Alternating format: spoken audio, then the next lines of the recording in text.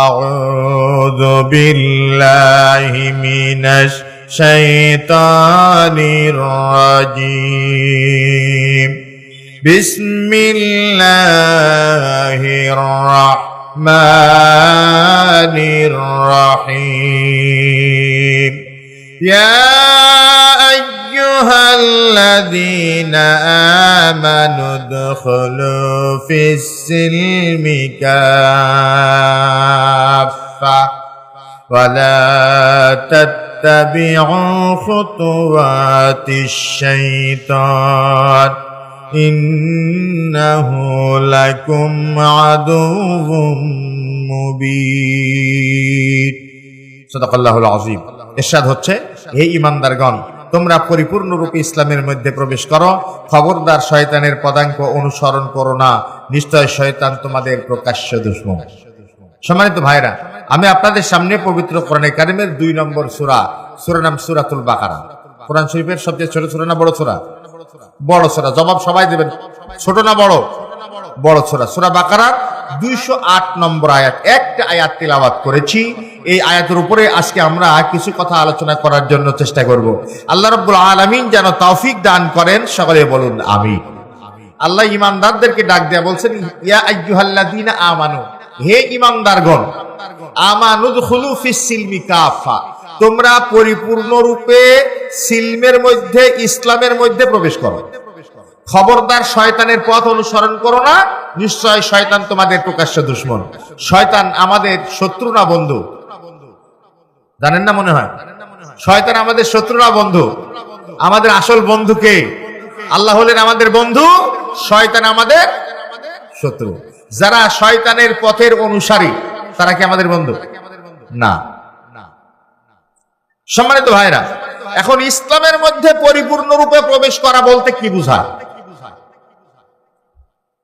এইটা আমাদেরকে আগে বুঝতে হবে। তা হলো, আমাদের মাঝখান থেকে গরমকাল প্রায় শেষ হয়ে গেছে, শীতকাল প্রায় আগত, মিটমিট করে শীত পড়তেছে। বলেন তো কথা ঠিক না বেঠিক? আচ্ছা, শীত যদিও হালকা পাতলা শুরু হয়েছে, রাত্রিবেলায় চাঁপাইনবাবগঞ্জে মশায় কামড়ায়? হ্যাঁ, কামড়ায় না? মশার উপদ্রব কিন্তু এখনো শেষ হয়নি। এখন মশার কামড় থেকে বাঁচার কিছু উপকরণ আছে। একটা হচ্ছে কয়েল ধরাতে হবে অথবা মশারি টাঙ্গাতে হবে। তো আপনাদের কয়লার দেওয়ার বাজারেও মশারি পাওয়া যায়, বলেন কথা ঠিক কিনা? এখন মশার কামড় থেকে বাঁচার জন্য আপনি কয়লার দেওয়ারের বাজারে দোকান থেকে মনে করেন 500 টাকা দিয়ে একটা দামি মশারি কিনেছেন, কেনার পরে বাড়ি নিয়ে গেলেন, মশারিটা আপনার খাটের উপরে টাঙ্গিয়েছেন, এরপর মশারির ভিতরে হাত ঢুকিয়েছেন, পা ঢুকিয়েছেন, মাথা ঢুকিয়েছেন, বুক ঢুকিয়েছেন, পিঠ মুবারকটা বের হয়ে আসে। রাত্রিবেলা মশা আপনার পিঠে অপারেশন শুরু করবে কিনা? সবাই জবাব দেন, করবে না? করবে না? এখন আপনি যদি মশারিকে বলেন, মিস্টার মশারি, আমি 500 টাকা দিয়ে কিনলাম মশার কামড় থেকে বাঁচার জন্য, কেন তুই আমাকে মশার কামড় থেকে বাঁচাতে পারিস না? মিস্টার মশারির জবাব দেবে, মিস্টার বল্টু মিয়া, মশার কামড় থেকে তোমার যদি বাঁচতে হয়, মশারির ভিতরে তোমার হাত ঢুকাবে, পা ঢুকাবে, বুক, মাথা, পিঠ, সম্পূর্ণ বডিটা তোমার মশারির ভিতরে ঢুকাতে হবে। ঠিক এরা বলেন, সম্পূর্ণ বডিটা যদি মশারির ভিতরে ঢুকানো যায়, এবার কিন্তু আর মশায় আক্রমণ করতে পারে না। জোরে বলেন ঠিক না বেঠিক? যেমন দুনিয়ার বুকে সামান্য মশার কামড় থেকে বাঁচতে হলে পরিপূর্ণ দেহটা মশারির ভিতরে ঢুকানো লাগে, তেমনি জাহান্নামের আগুন থেকে যদি বাঁচতে হয় পরিপূর্ণ রূপে ইসলামের মধ্যে প্রবেশ করা লাগবে। আর জোরে বলেন ঠিক না বেঠিক? নামাজ পড়ে আল্লাহর হুকুম মতন, রোজা করে আল্লাহর হুকুম মতন, কিন্তু যাকাত দেয় না, আছে কিনা? নামাজও পড়ে রোজাও করে, কিন্তু জম্মের মতন সুদের ব্যবসা করে। নামাজও পড়ে রোজাও করে, যাকাতও দেয়, হজ করে, কিন্তু আল্লাহর কোরআন বিরোধী রাজনীতি আর আন্দোলন করে। জোরে বলেন ঠিক না ঠিক? যে ইসলামী আন্দোলন করে না সে কোরআন বিরোধী কাজ করে। সন্দেহ আছে নাকি? কোনো সন্দেহ নাই। কারণ আল্লাহর জমিনে আল্লাহর দ্বীনকে প্রতিষ্ঠিত করার হুকুম করেছেন কে? আল্লাহ। তো আল্লাহর হুকুম যে অমান্য করে সে ফরজ লঙ্ঘন করে, ঠিক কিনা বলেন? তার মানে সে ইসলাম কিছু অংশ মানে আর কিছু অংশ মানে না। যদি তুমি মশার কামড় থেকে বাঁচতে হলে মশারির ভিতরে তোমার ঢোকানো লাগে, তেমনি ভাবে জাহান্নামের আগুন থেকে বাঁচতে হলে নামাজ, রোজা, যাকাত, হজ, রাজনীতি, অর্থনীতি, সব রাজনীতি সব আল্লাহর হুকুম পালন করা লাগবে। একটু জোরে বলতে হবে কথা ঠিক না বেঠিক। যদি কেউ মুসলমান দাবি করার পর আল্লাহর কোরআনের একটা আয়াতকে অস্বীকার অমান্য করার অধিকার কোন মুসলমানের সন্তানের কি আছে? আরো জোরে বলেন আছে? যদি কেউ একটা আয়াতকে অস্বীকার করে সে মুসলমান না কাফের? কাফের। আল্লাহ বলেন আফা তুমিনুনা বিবাদিল কিতাবি ওয়া তাকফুরুনা বিবাদ, আমার আয়াতের কিছু অংশ মানবা আর কিছু অংশ অমান্য করবা, এ সুযোগ নাই। যদি এই কামটা করো তোমার জন্য লাঞ্ছনাদায়ক শাস্তির ব্যবস্থা আল্লাহ রাব্বুল আলামিন করে রেখেছেন। ঠিক কিনা বলেন? তাহলে মুসলমান দাবি করলেই কোরআনের পক্ষে থাকতে হবে। কোন মুসলমানের সন্তানের কোরআনের হুকুমের বাইরে যাওয়ার কোন অধিকার ইখতিয়ার একটু আপনারা বলেন আছে? আরো জোরে বলেন আছে? নাই। তাহলে ইসলামের মধ্যে পরিপূর্ণরূপে প্রবেশ করতে হবে। ইসলাম কার দেওয়া জীবন ব্যবস্থা? আরো জোরে বলেন। আল্লাহ নাম আরো জোরে বলেন। সূরা আলে ইমরানের 19 নম্বর আয়াত আল্লাহ রাব্বুল আলামিন বলেন ইন্নাদ-দীনা ইনদাল্লাহিল ইসলাম, নিশ্চয় আল্লাহর দেওয়া একমাত্র পূর্ণাঙ্গ জীবন বিধানের নাম হলো ইসলাম। আচ্ছা, এখন ইসলাম সম্পর্কে কোরআন শরীফের ভিতরে আল্লাহ পাক আরো কিছু কথা বলেছেন। আমরা একটু জেনে নেই যে ইসলাম সম্পর্কে আল্লাহ পাক কি বলেছেন। সূরা সফ 7 নম্বর আয়াত আল্লাহ রাব্বুল আলামিন বলেন ওয়ামান আযলামু মিম্মান ইফতারা আলাল্লাহিল কাযিবা ওয়া হুয়া ইউদআ ইলাল ইসলাম ওয়াল্লাহু লা ইয়াহদিল কওমাদ যালিমিন। আল্লাহ রাব্বুল আলামিন বলেন তার চাইতে অধিক জালিম আর কে? যে ব্যক্তি আল্লাহর সম্পর্কে মিথ্যা বলে। আল্লাহর সম্পর্কে মিথ্যা বলা মানুষ কিন্তু বাংলাদেশের বুকেও আছে। ফেসবুকে এই রকমের বক্তব্য কত বোঝায়। কে বলেছে যে কোরআনের রাজনীতি করতে হবে? এরকমের কথা বলে না। আল্লাহ বলেছেন। কে বলেছেন? আরো জোরে বলেন কে বলেছেন?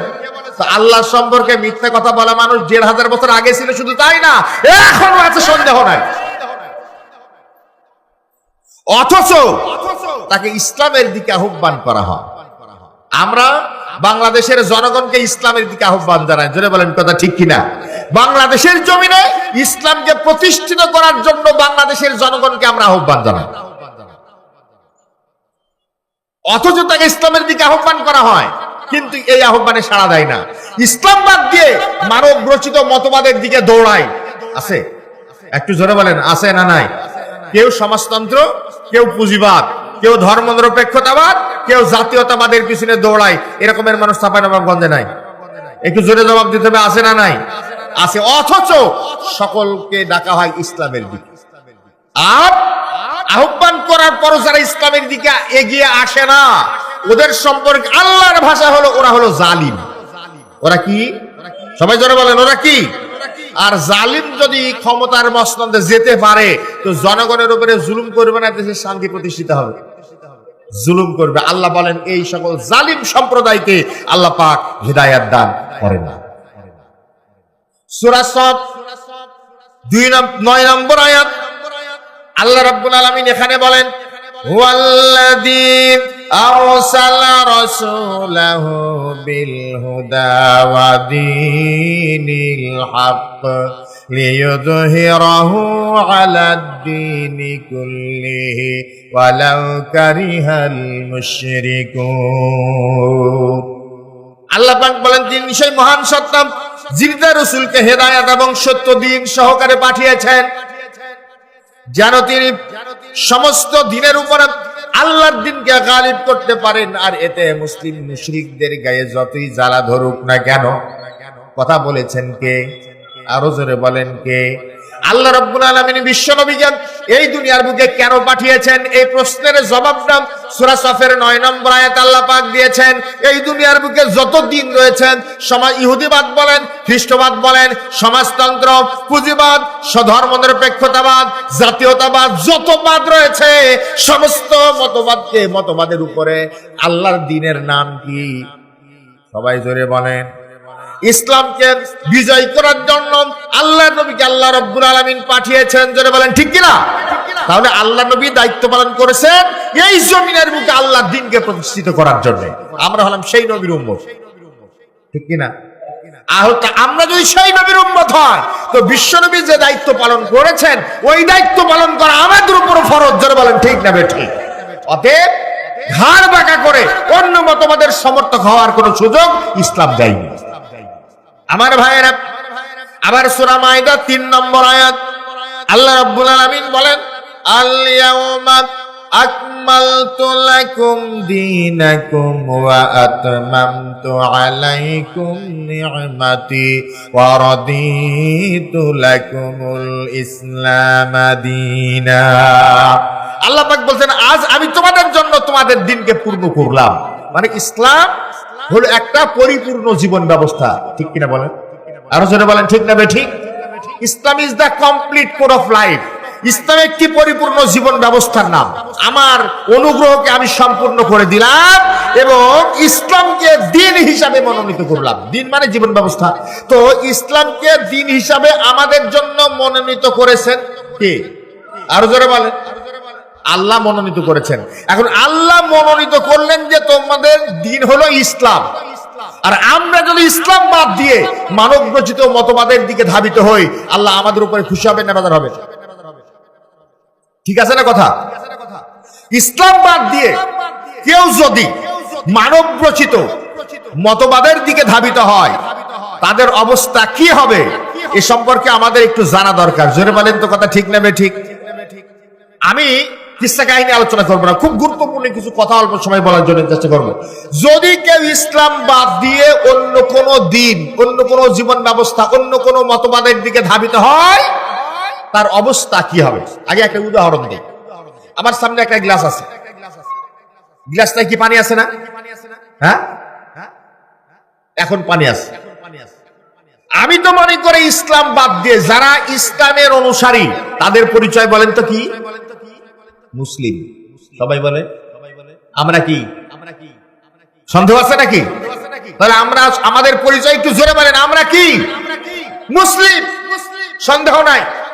ইসলামের যারা অনুসারী তাদের পরিচয় হলো তারা মুসলিম। আমি সংগ্রামী, আমি চির রণবীর, আল্লাহকে ছাড়া কাউকে মানি না, নারায়ে তাকবীর, নারায়ে তাকবীর। ঠিক কিনা বলেন? মুসলিম আল্লাহকে ছাড়া কাউকে ভয় করে না, জোরে বলেন ঠিক নেবে ঠিক?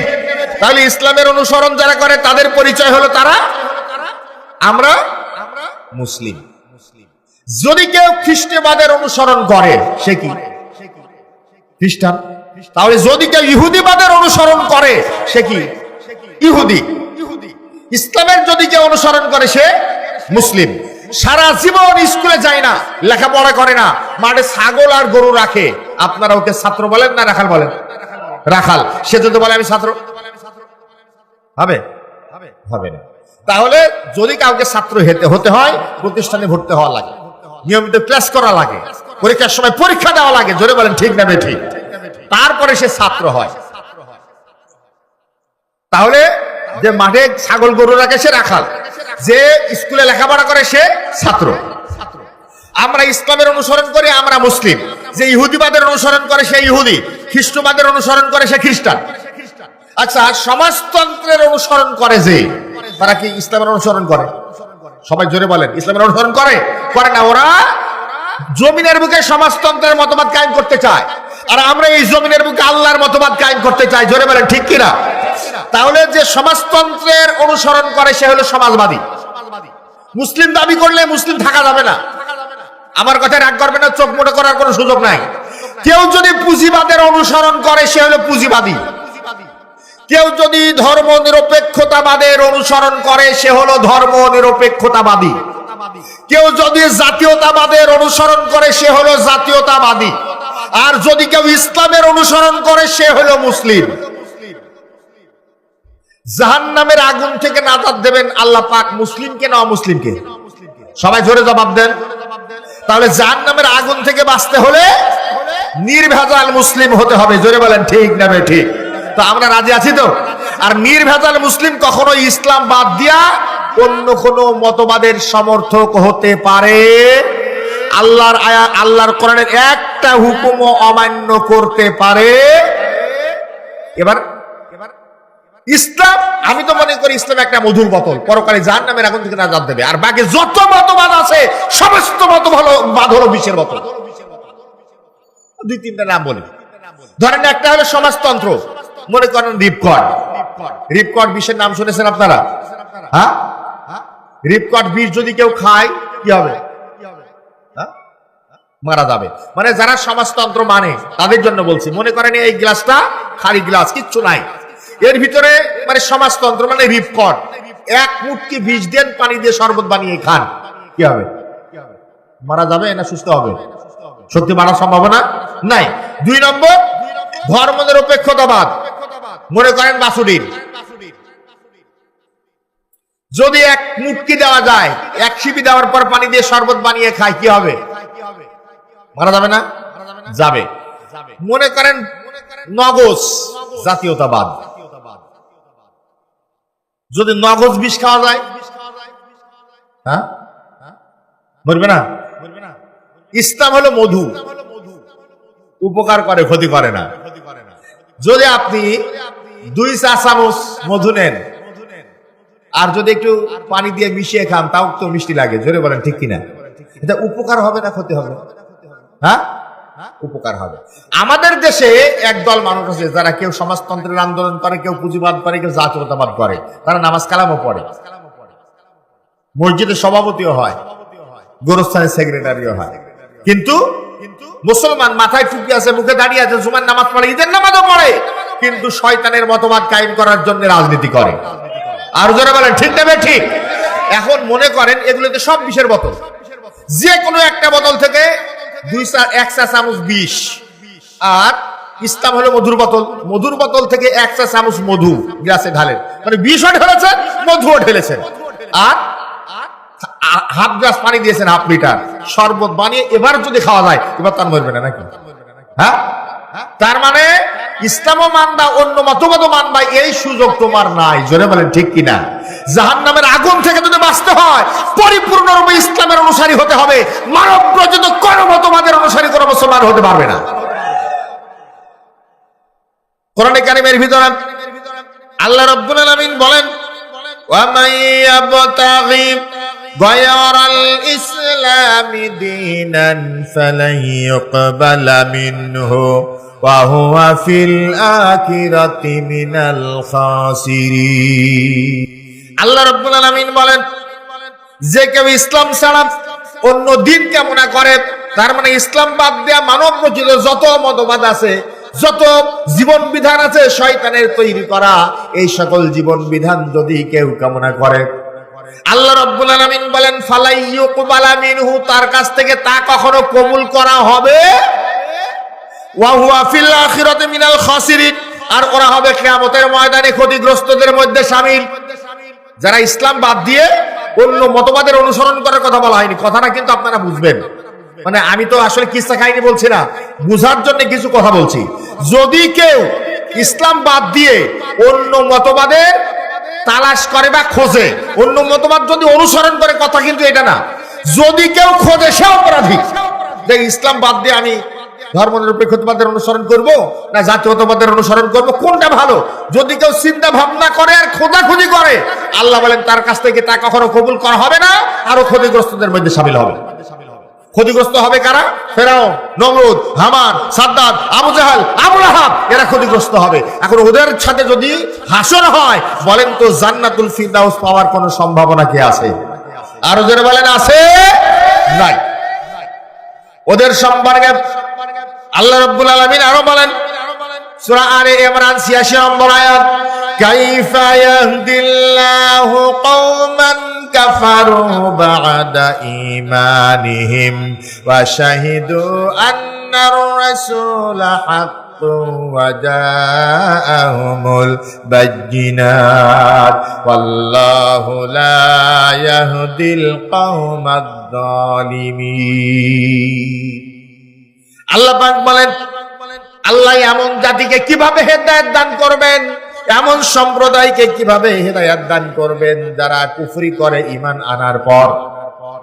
কার কথা? আল্লাহ বলেন এমন জাতিকে আল্লাহ পাক কিভাবে হেদায়েত দান করবেন যারা কুফরি করে ঈমান আনার পর। আয়াতটা কি কাফেরদের জন্য না ঈমানদারদের জন্য? যারা ঈমানের দাবি করে তাদের জন্য। ওরা কিভাবে কুফরি করে? ওয়া শাহিদু, ওরা সাক্ষ্য দেয় যে রাসূল সত্য। ওরা সাক্ষ্য দেয় রাসূলের উপরে যা যে নিদর্শন নাজিল হয়েছে তাও সত্য। আল্লাহ রাসূল সত্য, এই কথা বাংলাদেশের 90% মুসলমান স্বীকার করে। বলেন তো কথা ঠিক কিনা? যারা বিএনপি করে, আওয়ামী লীগ করে, জাতীয় পার্টি করে, জামাত ইসলামী করে, চরমোনাই করে, প্রত্যেকটা দলের মানুষ বিশ্ব নবীকে নবী মানে। সন্দেহ আছে? আরো যারা বলেন সন্দেহ আছে?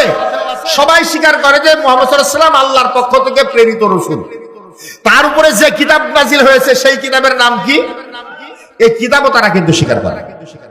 কিন্তু আছে না কিন্তু কিন্তু আল্লাহর রাসূলের আদর্শ ওদের ভালো লাগে না। আস্তে জবাব দেন, ঠিক নেবে ঠিক। আল্লাহ রাসূলের আদর্শ যে ভালো লাগে না তার প্রমাণ চাঁপাইনবাবগঞ্জের মঞ্চে যখন এই রাজনৈতিক দলের মিছিল হয় তখন বলে যে আমি অমক নেতার আদর্শের সৈনিক। এরকমের মুসলমান কি চাঁপাইনবাবগঞ্জে আছে? একদল বলে যে আমরা বঙ্গবন্ধুর আদর্শের সৈনিক। বলেন তো কথা ঠিক কিনা? ঠিক নেবে ঠিক। তার মানে রসুলকে রসুল মানে, কিন্তু রসুলের আদর্শ মানতে রাজি না। এরা হলো কপাল পোড়া। কোন মুসলমানের সন্তানের জন্য বিশ্ব নবীর আদর্শের বাইরে অন্য কোন নেতার আদর্শের অনুসরণ করা স্লোগান দিয়া হারাম হারাম এবং হারাম, সামান্যতম কোনো সন্দেহ না। কারণ এই পৃথিবীর বুকে সর্বকালের সর্বযুগের সর্বশ্রেষ্ঠ আদর্শ নেতা মুহাম্মদ রাসূলুল্লাহ সাল্লাল্লাহু আলাইহি ওয়াসাল্লাম। একটু জোরে বলেন তো কথা ঠিক কিনা? এই ঘোষণা কার? আল্লাহ রাব্বুল আলামিন বলেন, লাকাদ কানা লাকুম ফি রাসূলিল্লাহি উসওয়াতুন হাসানাহ। আল্লাহ রাব্বুল আলামিন বলেন তোমাদের জন্য শ্রেষ্ঠতম আদর্শ যিনি রেখে গেলেন তিনি হলেন তোমাদের রাসূল মুহাম্মদ সাল্লাল্লাহু আলাইহি ওয়াসাল্লাম। জোরে বলেন সুবহানাল্লাহ। তাহলে আমার নেতা তোমার নেতা কে? বিশ্বনবী। সবাই বলেন বিশ্বনবী। বিশ্বনবী ছাড়া দুনিয়ার আর কোন নেতার আদর্শের অনুসরণ করা যাবে না। যদি কেউ বিশ্বনবীকে রাসূল মানে কিন্তু তার আদর্শের অনুসরণ না করে সে কুফরি করে। সে কি করে? সবাই জোরে বলেন, সে কি করে? কুফরি করে। 2 নম্বর, আরো বিশ্বাস করে, আরো সাক্ষ্য দেয় যে তার উপরে যে স্পষ্ট কিতাব নাজিল হয়েছে, আল্লাহর সুস্পষ্ট বাণী নাজিল হয়েছে তাও স্বীকার করে, মানে কোরআনও স্বীকার করে। কিন্তু এখানেও কিন্তু আছে, কিন্তু কোরআনের আইন পছন্দ করে না। বলেন তো কথা ঠিক না ঠিক? মানে বড় বড় নেতা এ কথাও বলে যে আমরা শরিয়া আইনে বিশ্বাস করি না। আছে এরকম নেতা? আছে না নাই? আরো যারা বলেন আছে না নাই? আচ্ছা, যদি কেউ বলে যে আমি শরিয়া আইন বিশ্বাস করি না, তার ঈমান থাকে? সবাই বলেন ঈমান থাকে। আমার কলেমা পড়ে মুসলমান হওয়া লাগবে। জোরে বলেন কথা ঠিক না ঠিক? কারণ তার ঈমান যে থাকে না তার একটা উদাহরণ আপনাদের সামনে আমি পেশ করি। আপনাদের জানা ঘটনা বোঝার জন্য বলছি। মদিনায় এক ইহুদি আর এক মুসলমান, দুইজনের ভিতরে গন্ডগোল হয়েছে। দুজনে মিলে সমস্যার সমাধান করতে পারে নাই। এসেছে বিশ্বনবী মুহাম্মদ সাল্লাল্লাহু আলাইহি ওয়াসাল্লামের দরবারে। আল্লাহর নবীর কাছে এসে বলতেছে, হুজুর আমাদের একটা বিচার করে দেন। আল্লাহর নবী বিচার করলেন, বিচারের রায় গেল ইহুদির পক্ষে, মুসলমানের বিপক্ষে। ন্যায় বিচার করলে কে কোন ধর্মের মানুষ সেই হিসাব সামনে আসে না। জোরে বলেন ঠিক কিনা? আল্লাহর নবী বিচার করলেন, এই বিচারে মুসলমান হেরে গেছে আর ইহুদি জিতে গেছে। মুসলমান বাইরে এসে বলতেছে এই বিচার আমি মানি না। কপাল কি ভালো না পোড়া? এই বিচার আমি মানি না। তাহলে কি হবে এখন? কয় চলো মদিনায় আর একজন ন্যায় বিচারক আছে, তার কাছে গেলে ন্যায় বিচার পাওয়া যাবে। ইহুদি বলতেছে সে কে, তার পরিচয় দাও। কয় তার নাম হলো ওমর। ইহুদি চিন্তা করে মুসলমান কখনো অন্যায় বিচার করে? জোরে বলেন করে? মুসলমান কখনো অন্যায় বিচার করে না। আমার ভাইরা, দুজন মিলে হযরতে ওমর ফারুক রাদিয়াল্লাহু আনহুর বাড়ির সামনে গিয়া হাজির হয়ে গেছে। গিয়া বলতেছে, ভাই ওমর, একটা বিচারের সানি করে দাও, দ্বিতীয়বার বিচার করে দাও। হযরতে ওমর রাদিয়াল্লাহু আনহু ডাক দিয়ে বলতেছেন, আল্লাহর বান্দা, আমার কাছে এসেছো বিচারের সানি করার জন্য, তাহলে তুমি প্রথমে কার কাছে গিয়েছিলেন? কয় গিয়েছিলাম বিশ্বনবী মুহাম্মদ সাল্লাল্লাহু আলাইহি ওয়াসাল্লামের দরবারে। তিনি বিচার করলেন, বিচারের রায়টা আমার পক্ষে না দিয়া ইহুদির পক্ষে দিলেন। এটা একটা কথা হলো নাকি? আমি হলাম মুসলমান, আমি নামাজ কালাম পড়ি, তোমাদের সঙ্গে সঙ্গে থাকি, অথচ আল্লাহর নবী বিচারের রায়টা আমার পক্ষে দিতে পারলেন না, ইহুদির পক্ষে দিল। তুমি একজন ন্যায় বিচারক মানুষ, আমার বিচারটা দ্বিতীয়বার তুমি করে দাও। হযরত ওমর রাদিয়াল্লাহু তাআলা আনহুর চেহারাটা লাল হয়ে গেছে। ডাক দা বলতেছে, আল্লাহর বান্দা দাঁড়াও, এখনই তোমার আমি বিচারে ন্যায় বিচার করে দেব। রুমের ভিতরে প্রবেশ করলেন, তরবারি একটা হাতে নিলেন, বাইরে বের হয়ে আসলেন, মুসলমানের গর্দানের উপর আল্লাহু আকবার বলে আঘাত করলেন। গর্দান থেকে কল্লা কেটে জমিনে বিচ্ছিন্ন হয়ে পড়ে গেছে। হযরত ওমর রাদিয়াল্লাহু আনহু বলেন, যে লোকটা আল্লাহর নবী বিচার করার পর তা মানতে পারে না, তার বিচার এই রকম করে করে দিতে হয়। চতুর্দিকে খবর হয়ে গেল আমার মুসলমান হত্যা করেছে। আল্লাহর নবী কানে খবর পৌঁছানোর পর আল্লাহর নবী মনে মনে চিন্তা করতেছেন, ওমর এত বড় কাজ না করলেও পারত। আর মুনাফিক যারা, ওরা গোপে পাক দিতেছে যে নবীর ডান হাত ওমর মুসলমান হত্যা করেছে, নবী কেমনে বিচার করে আমরা দেখব। এরকমের মুনাফিক আমাদের দেশে জোরে বলেন তো আছে না নাই? সঙ্গে সঙ্গে আয়াত নাজিল হলো। আল্লাহ রাব্বুল আলামিন বলেন, ফালা ওয়া রাব্বিকা লা ইউমিনুনা হাত্তা ইউহাক্কিমুকা ফীমা শাজারা বাইনাহুম। আল্লাহ রাব্বুল আলামিন বলেন, নবী আমার, আপনার রবের কসম করে বলি, যে লোকটা আপনি ফয়সালা করার পর তা মানতে পারে না, ওই লোকটা ইমানদার হতে পারে না। তার মানে ওমর কোন ইমানদার আর মুসলমান হত্যা করে নাই। ওমর যাকে হত্যা করেছে সে অমুসলিম, বেঈমান। যারা বলেন ঠিক না ঠিক?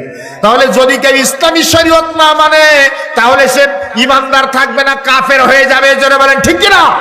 কারণ কোরআন শরীফের ভিতরে আল্লাহ রাব্বুল আলামিন আরো বলেন, ওয়া মাল্লাম ইয়াহকুম বিমা আনজালাল্লাহু ফাউলাইকা হুমুল কাফিরুন।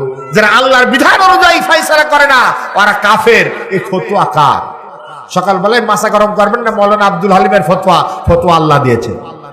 ওয়া মাল্লাম ইয়াহকুম বিমা আনজালাল্লাহু ফাউলাইকা হুমুল ফাসিকুন। যারা আল্লাহর বিধান অনুযায়ী ফয়সালা করে না, ওরা হলো ফাসিক।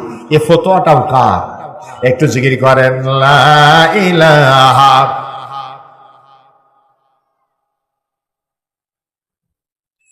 লা ইলাহা ইল্লাল্লাহ, লা ইলাহা ইল্লাল্লাহু মুহাম্মাদুর রাসূলুল্লাহ। সকলে বলেন সাল্লাল্লাহু। কি আপনারা খুব বেশি কষ্ট পাচ্ছেন? খুব বিরক্ত হয়ে গেছেন নাকি? কি 10 মিনিট থাকলে অসুবিধা, রাখলে অসুবিধা আছে? কত সময়টা আপনারা বলেন? হ্যাঁ, 1 ঘন্টা। 1 ঘন্টা আলোচনা করলে থাকবেন আপনারা? দেখা যাবে। আমার ভাইরা, আল্লাহ বলেন, আল্লাহু লা ইয়াহদিল কওমাজ যালিমিন। এই জালিম সম্প্রদায়কে আল্লাহ পাক হেদায়েত দান করেন না। তার মানে যারা ঈমান আনার পর কুফরি করে, ওরা জালিম। কার ঘোষণা? এখন ওদের শাস্তি কি হবে? তাও আল্লাহ পাক বলে দিয়েছেন, ইসলাম বাদ দিয়া অন্য মতবাদে অনুসরণ করবা, সাপোর্ট করবা, তালাশ করবা, কোরআনের আইন পছন্দ হবে না, ইসলামী শরীয়ত পছন্দ হবে না, শাস্তির বিধানটা শোনেন। একজন বলতে শরীয়ত আইন বিশ্বাস করে না, আর একজন বলতেছে আমরা ইসলামী মূল্যবোধে বিশ্বাসী। মানে এক এক রকমের কথা বলে, মানে একজনের কথা শুনে আর একজনের কথা মিল নাই। শোনেন, সূরা আলে ইমরান 87 নম্বর আয়াত। আল্লাহ রাব্বুল আলামিন বলেন, উলাইকা জাযাউহুম আন্না আলাইহিম লা'নাতাল্লাহি ওয়াল মালাইকাতি ওয়ান নাসি আজমাঈন। আল্লাহ রাব্বুল আলামিন বলেন, এই সব লোকের শাস্তি হলো তারা অভিশাপ পাবে। অভিশাপ লা'নাতাল্লাহ, আল্লাহর পক্ষ থেকে। আল্লাহ যারা অভিশাপ দেয় ওর কপাল ভালো না পোড়া? কপাল পোড়া। আল্লাহর পক্ষ থেকে অভিশাপ, ফেরেশতাদের পক্ষ থেকে অভিশাপ, সারা দুনিয়ার সমস্ত মানুষের পক্ষ থেকে অভিশাপ, আর ওরা জাহান্নামের বাসিন্দা হবে। এই কথা কে বলেছে? এবার জাহান্নামের বাসিন্দা হওয়ার পর তারা কতদিন থাকবে? জীবন আনার পর যারা কুফরি করল, আল্লাহর দ্বীনের সাথে যারা কুফরি করল, ওরা কতদিন পর্যন্ত জাহান্নামের ভিতরে অবস্থান করবে? আল্লাহ রাব্বুল আলামিন সেই ফয়সালা বলে দিলেন। আল্লাহ পাক বলেন, খালিদিনা ফিহা, চিরদিন জাহান্নামে থাকবে। কার ঘোষণা? লা ইউখাফফাফু আনহুমুল আযাবু ওয়া লা হুম ইউযারুন। তাদের শাস্তি কম করা হবে না এবং তাদের বিশ্রামও দেওয়া হবে না। মানে অনবরত তাদের জাহান্নামের শাস্তি চলতেই থাকবে। কিন্তু এই শাস্তি থেকে তো বাঁচার উপায় আছে কিনা? সবাই বলেন, আছে না নাই? আছে। আল্লাহ বলছেন, যদি তুমি এই অপরাধ করে থাকো, ইসলাম বাদ দিয়ে অন্য মতবাদের অনুসরণ করে থাকো, যদি তুমি ইসলামের বিরোধিতা করে থাকো, তাহলে এখনো তোমার সুযোগ আছে। কি সুযোগ? আল্লাহ রাব্বুল আলামিন বলেন, ইল্লাল্লাযীনা তাবু মিন বা'দি যালিকা ওয়া আসলাহু ফাইন্নাল্লাহা গফুরুর রহিম। আল্লাহ বলছেন যে অতএব তারা যদি তওবা করে, তওবা করা মানে ফিরে আসা। তওবা মানে কি? মানে ওই মানবরচিত মতবাদের ওই বিপদ থেকে তওবা করে ফিরে আসলো ইসলামের দিকে।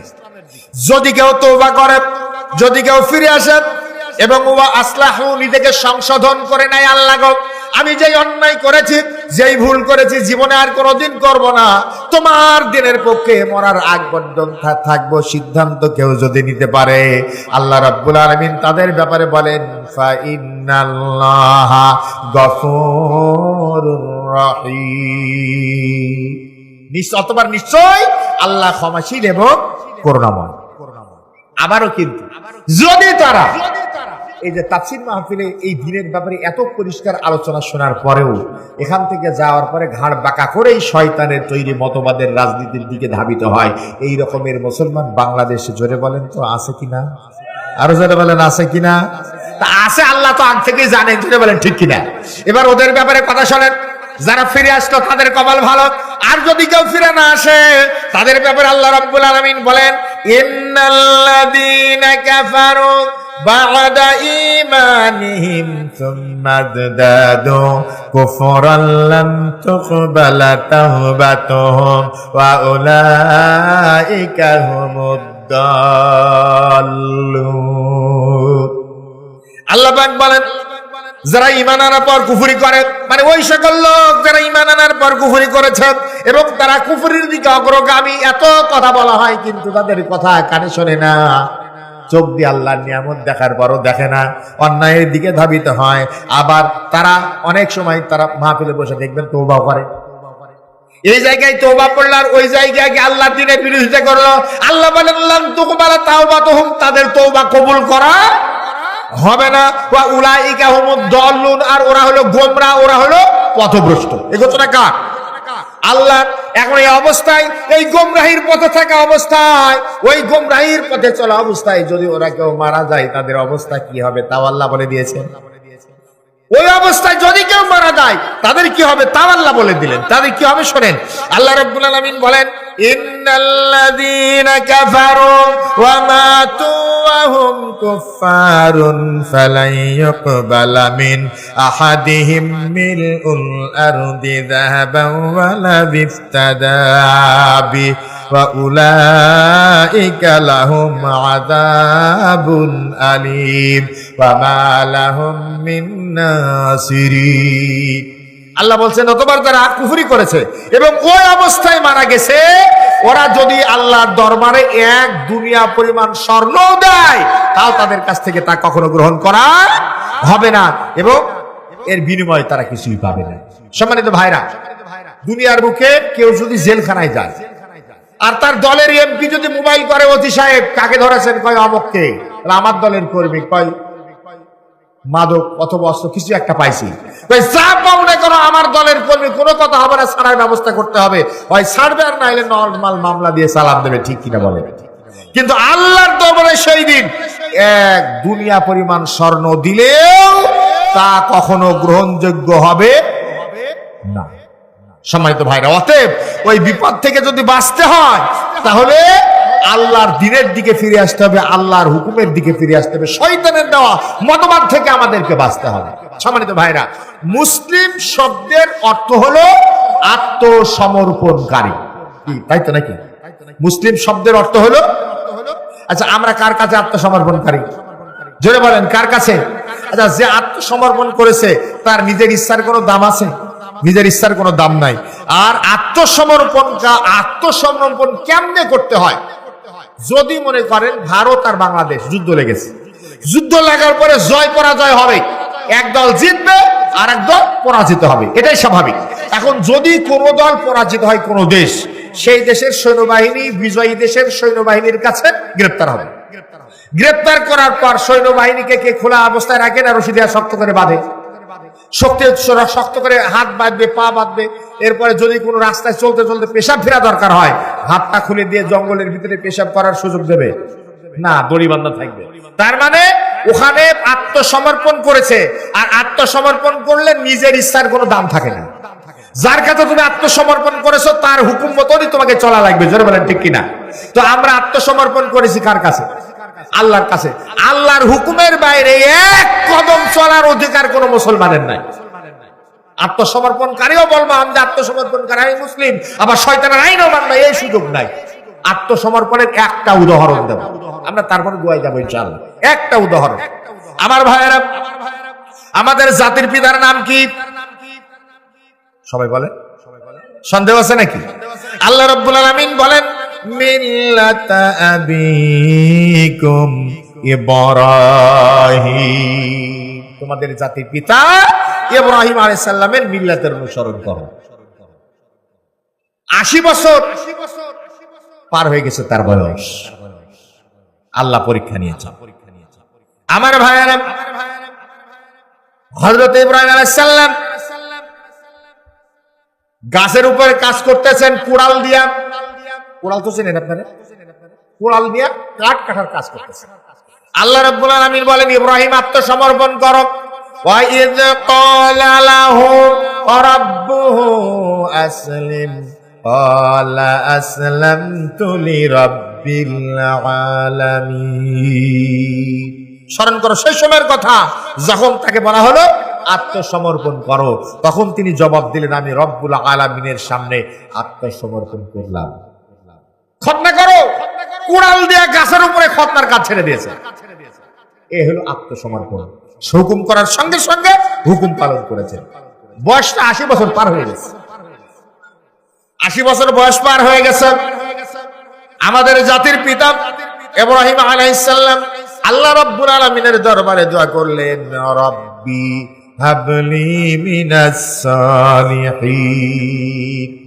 ইব্রাহিম আলাইহিস সালাম আল্লাহর কাছে দোয়া করেছেন, আল্লাহ হে আমার রব, আমাকে একটা সৎকর্মপ্রায় সন্তান দাও। মানে আত্মসমর্পণ কেমনে করতে হয় আমি বোঝানোর জন্য বলতেছি। তিনি বলতেছেন আল্লাহ তুমি আমাকে সৎকর্মপ্রায় নেক সন্তান দান করো। আমরা আল্লাহর কাছে দোয়া করে আল্লাহ আমাকে একটা ছেলে দাও, আসলে দোয়াটা ঠিক না। আপনি আল্লাহর কাছে দোয়া করবেন আল্লাহ আমাকে সৎকর্মপরায়ণ ছেলে দাও, সৎকর্মপরায়ণ সন্তান দাও। ইব্রাহিম আলাইহিস সালাম দোয়া শিখিয়ে দিয়েছে যে তোমরা দোয়া আল্লাহর কাছে এভাবে করবা, আল্লাহ আমাকে ছেলে দাও, আল্লাহ আমাকে একটা মেয়ে দাও, এরকমের দোয়া করবা না। কোরআন সব শিক্ষা দিয়ে দিয়েছে। এরপর আল্লাহ রাব্বুল আলামিন বলেন ফাবাশশারনাহু বিগুলামিন হালিম, অতঃপর আমি তাকে স্থির বুদ্ধি সম্পন্ন সন্তানের সুসংবাদ দিলাম। আমার ভাইয়েরা, বয়স হলো 86 বছর। আল্লাহ রাব্বুল আলামিন একটা সন্তান তাকে দান করলেন। সেই সন্তানের নাম হলো ইসমাইল। সন্তানের নাম কি? ইসমাইল। সন্তান জন্মগ্রহণ করার কয়েকদিন পরে হযরত ইব্রাহিম আলাইহিস সালাম ইসমাইলের মা বিবি হাজেরাকে বলতেছেন, রেডি হও, সফরে বের হওয়া লাগবে। রেডি করলেন। ইসমাইলকে রেডি করা হলো, কোলের সন্তান। উঠে করে দীর্ঘ পথ, সিরিয়া থেকে মক্কা, জনমানব শূন্য মরুভূমি, কোনো মানুষজন নাই, জনমানবহীন মরুভূমির মাঝখানে নিয়ে আসলেন। এরপরে যানবাহন থেকে তাদেরকে, ইসমাইলকে আর বিবি হাজেরাকে ওখানে নামানো হলো। নামানোর পর ইব্রাহিম আলাইহিস সালাম ঘুরে চলে যেতেছেন। চোখ ছলছল করতেছে, কথা বলতে পারেন না। মা হাজেরা পিছন থেকে ডাক দেয়া বলেন, ইব্রাহিম, জনমানবহীন মরুভূমির মাঝখানে তুমি আমাকে আর আমার সন্তানকে তুমি রেখে যাও কেন? ইব্রাহিম আলাইহিস সালাম পিছনের দিকে তাকান না, সন্তানের মহব্বত লাগবে, জবাব দেন না। আবারও বিবি হাজেরা ডাক দিয়া বলেন, ইব্রাহিম, এই জনমানবহীন মরুভূমির মাঝখানে তুমি আমারে রেখে যাও কেন? এবারও তিনি জবাব দিলেন না। বিবি হাজেরা তৃতীয়বার জিজ্ঞাসা করতেছেন, ইব্রাহিম রে, তুমি কি আল্লাহর হুকুমে আমাকে এখানে রেখে যেতেছ? ইব্রাহিম আলাইহিস সালাম কোনো জবাব দিলেন না, শুধুমাত্র বললেন হ্যাঁ। এই কথা বলে চলে গেলেন। বিবি হাজেরা বললেন যে, আল্লাহ এই জনমানবহীন মরুভূমির মাঝখানে আমাকে রেখে যেতে বলেছেন, সে আল্লাহ আমারে আর আমার সন্তানকে পানি আর খাবারে না খাওয়িয়ে মারবেন না। সুবহানাল্লাহ বলেন।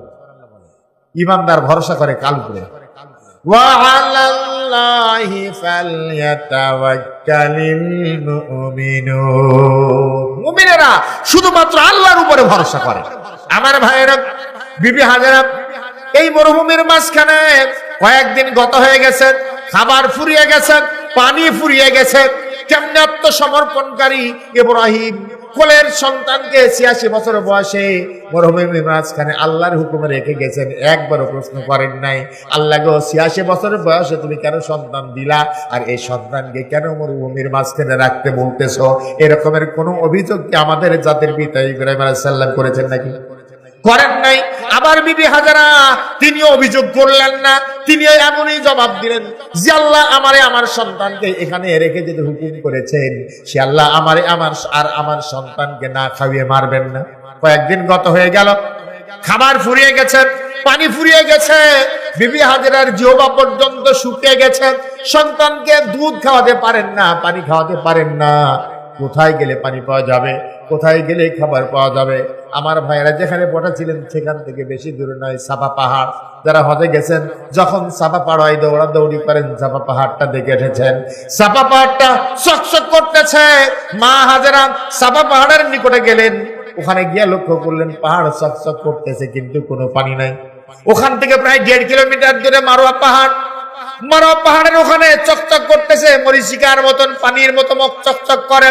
সন্তানের দিকে একবার তাকায় আর একবার দৌড়ায়। মারোয়া পাহাড়ের নিকটে গেলেন, কিন্তু পানি পাওয়া গেল না। আবার ওখান থেকে সাফা পাহাড়ে পানি পায় নাই, আবার মারোয়া পাহাড়ে পানি পায় নাই। একবার দুইবার করে 7 বার চক্কর দিলেন। 7 বার দৌড়াদৌড়ি করার পর এবার সন্তানের দিকে দৌড় দিয়েছেন, আমার কলিজার টুকরা ইসমাইল কেমন আছে? মা হাজেরা ইসমাইলের কাছে গিয়ে হাজির হলেন। লক্ষ্য করলেন ইসমাইল তার পা নাড়িয়ে নাড়িয়ে খেলা করতেছে, পায়ের গুড় মুড়ির এক জায়গায় আঘাত লেগেছে। আল্লাহ বলেন, জিবরাইল রে, যা ওই জায়গা থেকে পানির ঝর্ণা দ্বারা তুই বের করে দে। সুবহানাল্লাহ বলে। আমার ভাইরা, বিবি হাজেরা লক্ষ্য করলেন পায়ের উপর থেকে পানি বের হতেছে। এবার বিবি হাজেরা কিছু পাথর গুছিয়ে গুছিয়ে আনেন আর পাশে রাখেন আর বলেন, জম জম জম। পাথর রাখার পরে গোল করে দিয়ে বলতেছেন, জম জম জম মানে থাম। এজন্য আজকে ওই কূপটার নাম হলো জমজম কূপ। আমার ভাইয়েরা, এই পানির ভিতরে খাবারের উপাদান আছে, পানির উপাদান আছে। এই রকমের পানি গোটা পৃথিবীর বুকে আর কোথাও পাওয়া যায় না, ঠিক না ঠিক? আমার ভাইয়েরা, লক্ষ লক্ষ হাজী সাহেব মক্কা আল মুকাররমায় অবস্থান করে। এই লক্ষ লক্ষ হাজী সাহেব কিন্তু জমজম কূপের পানি খায়। প্রতিদিন শত শত না হাজার হাজার লিটার একটা কুয়া থেকে পানি উঠানো হয়, কিন্তু কোনোদিন এই পানির ঘাটতি পড়ে না। এই কুদরতি ক্ষমতার মালিক তো জোরে বলেন কে? আরো জোরে বলেন কে? আমার ভাইরা, এবার সন্তান নিয়ে বিবি হাজার অবস্থান করতেছেন। ওই দিক দিয়ে একটা ব্যবসায়ী দল সফরে যেতেছে, রাস্তা দিয়ে লক্ষ্য করে ওই জায়গায় উপরে পাখি উঠতেছে। যেখানে মাঠের মাঝখানে পানি আছে, লোক বুঝতে পারবেন ওখানে উপরে পাখি ওড়ে। পাখি ওড়ার দৃশ্য দেখে তারা চিন্তা করলেন কোনোদিন এই মাঠে পাখি ওড়ে না, আজকে পাখি ওড়ে কেন? ওখানে আস্তে আস্তে এগিয়ে আসলেন, অবশ্যই পানির ব্যবস্থা আছে। এসে লক্ষ্য করে দেখেন একটা কুয়া, একজন বয়স্ক মহিলা আর একটা কোলের শিশু। তারা মহিলার সাথে খারাপ ব্যবহার করলেন না। মা হাজারকে ডাকদা বলতেছেন, মা গো, এখানে এই কুয়ায় আমাদের বড় পানি প্রয়োজন, আমরা আপনাকে খাবার দেব, আমরা আপনাকে টাকা দেব, আমাদের কিছু পানির ব্যবস্থা করে দেন। তিনি পানির ব্যবস্থা করে দিলেন। এরপর ওরা বলতেছে, এত সুন্দর পানি, এখান থেকে আমরা তেমন এখানে ঘর বানিয়ে আমরা থাকতে চাই। ওখানে ঘর বানানো হলো। আল্লাহর পরিকল্পনা দেখেন, হযরত ইব্রাহিম আলাইহিস সালাম সিরিয়ায় অবস্থান করতেছেন, এখানে মক্কায় বসতি শুরু হয়ে গেছে। আল্লাহ কখনো শহরকে বিরান বানিয়ে দেন, আর কখনো মরুভূমিকে শহর বানিয়ে দেন। ওইটা ছিল মরুভূমি। কাবা ঘরের ধ্বংস হয়ে গেছে নূহ আলাইহিস সালামের মহাপ্লাবনের সময়, কোনো অস্তিত্ব নাই। আমার ভাইয়েরা, ইব্রাহিম ইসমাইল আলাইহিস সালামের বয়স আস্তে আস্তে বাড়তে লাগলো, বেশ বড় হয়ে গেছে। এরকমের বয়স যে পিতা যদি মাঠে যায় কাজ করার জন্য সহযোগিতা চায়, তাহলে সহযোগিতা করতে পারবে, মানে 8-9 বছর বয়স। এই রকমের একটা বয়সে সন্তান উপনীত হয়েছে।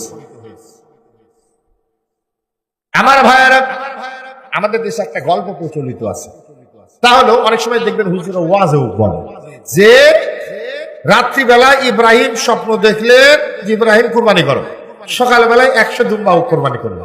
আবার স্বপ্ন দেখলেন পরের দিন যে ইব্রাহিম কুরবানি করো, সকালবেলায় 100 উট কুরবানি করলেন। পরের দিন স্বপ্ন দেখলেন যে ইব্রাহিম তুমি তোমার প্রিয় বস্তু কুরবানি করো, তারপর তিনি ইসমাইলকে কুরবানি করলেন। আসলে এই ইতিহাসটা কোরআন শরীফের আয়াতের সাথে কিন্তু মানায় না, কোরআন শরীফের কথার সাথে মেলে না। আল্লাহ কি বলছেন শোনেন। আল্লাহ রাব্বুল আলামিন বলেন, فَلَمَّا بَلَغَ مَعَهُ السَّعْيَ قَالَ يَا بُنَيَّ إِنِّي أَرَى فِي الْمَنَامِ أَنِّي أَذْبَحُكَ فَانظُرْ مَاذَا تَرَى।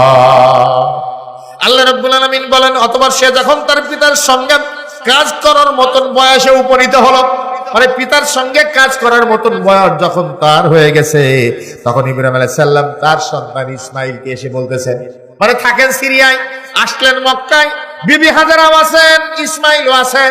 ইসমাইল এখন এই বয়সে উপনীত হয়ে গেছেন, দীর্ঘদিন সন্তানের কোনো খোঁজ নেন নাই। এখন সন্তানকে এসে বলতেছেন, ইয়া বুনাইয়া, হে আমার প্রিয় পুত্র, ইন্নী আরা ফিল মানামি আন্নী আযবাহুকা ফানজুর মাযা তারা। হে আমার কলিজার টুকরা পুত্র সন্তান, আমি যেন স্বপ্ন দেখতেছি যে আমি তোমাকে জবাই করতেছি। ইব্রাহিম স্বপ্ন দেখলেন ইসমাইলকে জবাই করা, তো তার কি দুম্বা জবাই করার দরকার আছে? উট জবাই করার দরকার আছে? না। আসলে ইতিহাসটা ঠিক না। তো আমি স্বপ্ন দেখতে যে আমি যেন তোমাকে জবাই করতেছি। যেমন পিতা তেমনই সন্তান। আল্লাহর কাছে আত্মসমর্পণকারী কেমন? আল্লাহ হুকুম করলেন স্বপ্ন থেকে ইসমাইলকে কুরবানি করো। নবীদের স্বপ্ন স্বপ্ন নয়, নবীদের স্বপ্ন হলো ওহী, ঠিক কিনা বলে? কুরবানি করো, তিনি রাজি হয়ে গেলেন। কেমন আত্মসমর্পণ করে দেখেন। আর যদি আমাদের স্বার্থে একটু আঘাত আসে, আল্লাহর হুকুম আমাদের মনে থাকে না, ঠিক কিনা বলে? সম্মানিত ভাইয়েরা, এবার সন্তান ইসমাইল বাচ্চা ছেলে জবাব শোনেন, ক্বালা ইয়া আবাতি ফআল মা তুমার সাতাজিদুনি ইনশাআল্লাহু মিনাস সাবিরিন। আল্লাহ রাব্বুল আলামিন বলেন, এবার ইসমাইল বলতেছে, হে আমার প্রিয় পিতা, আপনাকে যা হুকুম করা হয়েছে আপনি সেই হুকুম পালন করেন। সুবহানাল্লাহ বলেন। আপনাকে যা হুকুম করা হয়েছে, মানে কুরবানি করার হুকুম করা হয়েছে, আপনাকে যা হুকুম করা হয়েছে আপনি সেই হুকুম পালন করেন। আশা করা যায় যে আপনি আমাকে ধৈর্যশীলদের ভিতরে পাবেন। আমার ভাইয়েরা, এবার ইব্রাহিম আলাইহিস সালাম ইসমাইল আলাইহিস সালামকে সঙ্গে নিয়ে মিনার দিকে রওনা হয়ে গেছেন। মিনার দিকে রওনা হয়ে গেছেন। শয়তান ইসমাইলকে যে কসুয়াচা দিতেছে, ইসমাইল ছোট্টবেলায় তোমাকে মক্কায় রেখে গেছে, কোনো খোঁজ খবর নেয় নাই। এখন আল্লাহ হুকুম করেছেন জবাই করার জন্য, তোমাকে মিনার দিকে তোমার পিতা ইব্রাহিম জবেহ করার জন্য নিয়ে যেতেছে। ইসমাইল পিছনের দিকে পাথর নিক্ষেপ করে আর বলে, ওরে শয়তান, আল্লাহ যদি হুকুম করেন সেটা তো আল্লাহর হুকুম, তার মানে তুই হলি শয়তান। সুবহানাল্লাহ বলে। আমার ভাইরা, যে জায়গায় ইসমাইল আলাইহিস সালামকে জবাই করা হয়েছিল, মিনায় এখন রেল স্টেশন আছে, রেল স্টেশনের উপরে পাশে একটা উঁচু পাহাড় রয়েছে। ওই পাহাড়ের উপরে এখন সৌদি সরকার একটা পিলার বানিয়ে রেখেছে। যেখানে পিলার বানিয়ে রাখা আছে ওই জায়গায় ইব্রাহিম আলাইহিস সালাম ইসমাইলকে কুরবানি করার জন্য হাজির করেছিলেন। হাজির করার পর ইব্রাহিম আলাইহিস সালামের হাতে ধারালো তরবারি, আত্মসমর্পণকারী দেখেন ইব্রাহিম আলাইহিস সালামের হাতে ধারালো তরবারি, আর ইসমাইল আলাইহিস সালামকে ওখানে জবাই করা হবে, জবেহ করা হবে আল্লাহর হুকুমে। ইসমাইল আলাইহিস সালাম পিতাকে ডাক দেয়া বলতেছেন, হে আমার প্রিয় পিতা, আপনি একটা কাম করেন। কি কাম? কয়, আপনার চোখটা আপনি সুন্দর করে বেঁধে নেন। কি জন্য? এই জন্য বেঁধে নেবেন যে আমি আপনার কলিজার টুকরা পুত্র সন্তান, একমাত্র সন্তান, আমার গলায় যখন আপনি ছুরি চালাবেন, সন্তানের চেহারার দিকে তাকালে আপনি হয়তো ছুরি চালাতে পারবেন না। এই জন্য আপনি আপনার চোখটা বেঁধে নেন। আর একটা আপনাকে কাজ করতে হবে। কি কাজ? ভাই, সেই কাজটা হলো আমার হাত আর পা শক্ত করে বেঁধে দেন। কারণ আপনি যখন জবেহ করবেন, আমি যদি নড়ানড়ি করি আপনার গায়ে লাথি লাগতে পারে। এই জন্য আপনি মেহেরিকা বানি করে বেঁধে ফেলেন। হাত বাঁধা হলো, পা বাঁধা হলো। দৃশ্যটা একবারের জন্য চিন্তা করেন। মরুভূমির মাঝখানে আল্লাহর হুকুমে পিতা তার সন্তানকে জবাই করতেছেন। এই ইতিহাসটা খুব সহজ ইতিহাস না, কথাটা সহজ কথা না। নিজের সন্তানকে জবাই করা হিসাব করেন, একটু চিন্তা করেন। আমার ভাইয়েরা, হাত বাঁধা হলো, পা বাঁধা হলো। এবার ইসমাইল আবার বলতেছে, আব্বা, আমার আর একটা কথা আছে, আপনি আল্লাহর নবী হলেও আমার কথাটা শোনেন। ইব্রাহিম আলাইহিস সালাম বলতেছেন, কি কথা? কয়, আমার হাতের আর পায়ের বাঁধন আপনি খুলে দেন। ইব্রাহিম আলাইহিস সালাম বলতেছেন, বাবা ইসমাইল রে, একবার তুমি বলেছো হাতে হাত আর পা শক্ত করে বাঁধতে বেঁধে দিলাম, আবার তুমি বলতেছো হাত আর পায়ের বাঁধন খুলে দিতে, আমি আবার কেন খুলবো? কেন এই কথা বলতেছো? এবার ইসমাইল আলাইহিস সালাম বলতেছেন, আব্বা জান, আমাকে যদি আপনি হাত আর পা শক্ত করে বাঁধা অবস্থায় কুরবানি করেন, কিয়ামতের ময়দানে আল্লাহর দরবারে হাত পা বাঁধা অবস্থায় যখন উঠবো, আল্লাহ মনে করবেন, আল্লাহ বলবেন ইসমাইল জবাই হতে রাজি ছিল না, এই জন্য তার হাত পা শক্ত করে বেঁধে তাকে জবাই করা হয়েছে। মেহেরবানি করে আমার হাত আর পায়ের বাঁধন খুলে দেন। ইব্রাহিম আলাইহিস সালাম আবার হাত আর পায়ের বাঁধন খুলে দিলেন। আপনার চোখ শক্ত করে বাঁধেন। চোখ শক্ত করে বাঁধলেন। এবার ইব্রাহিম আলাইহিস সালাম চোখ বাঁধা অবস্থায় ইসমাইলের গলায় ছুরি চালাতেছেন। পিতা হয়ে একজন নবী আর একজন নবীর গলায় ছুরি চালায়।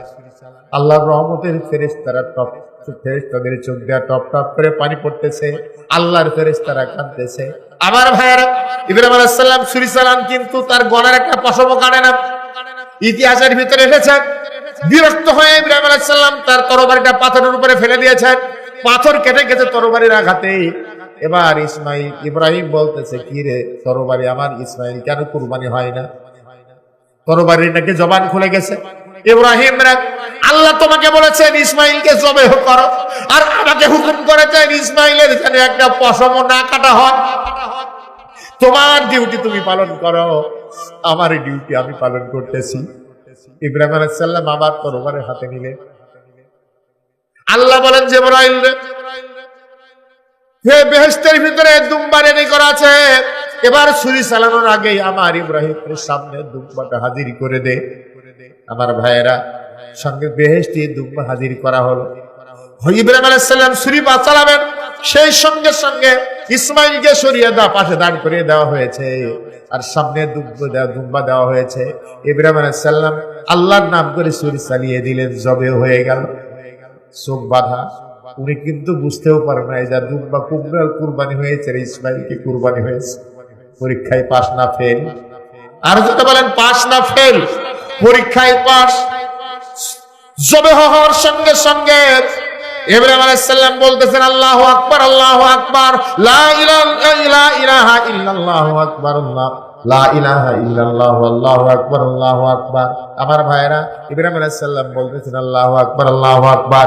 ইসমাইল পাশে দাঁড়িয়ে দাঁড়িয়ে বলতেছেন লা ইলাহা ইল্লাল্লাহ আল্লাহু আকবার আল্লাহু আকবার। আর পাশে দাঁড়িয়ে আছে আল্লাহর রহমতের ফেরেশতারা, তারা বলতেছে ওয়ালিল্লাহিল হামদ। সকলে বলেন সুবহানাল্লাহ। আমার ভাইরা, ইব্রাহিম এবং ইসমাইল আলাইহিস সালাম তারা পরীক্ষায় পাস করেছেন, আবার তারা দুনিয়ার বুকে জীবিত থাকলেন, জোরে বলেন ঠিক কিনা। আমার ভাইরা, আল্লাহ রাব্বুল আলামিন ইব্রাহিম আলাইহিস সালামকে এবার দিকে বলতেছেন, জবে হয়ে গেছে দুম্বা। ইব্রাহিম আলাইহিস সালামকে আল্লাহ রাব্বুল আলামিন বলেন ফালাম্মা আসলামা ওয়া তাল্লাহু লিল জাবিন। যখন তারা উভয়ে আনুগত্য প্রকাশ করলো এবং ইব্রাহিম তার পুত্রকে কাট করে শায়িত করলেন, সে কথাগুলো আল্লাহ পাক কোরআন শরীফের ভিতরে বলে দিলেন। এরপর আল্লাহ পাক বলেন ওয়ানাদাইনাহু আইয়া ইব্রাহিম। আল্লাহ রাব্বুল আলামিন বলেন, তখন আমি তাকে আহ্বান করে বললাম, হে ইব্রাহিম, ক্বাদ সাদ্দাকতার রুয়া ইন্নাকা যালিকা নাজজিল মুহসিনিন।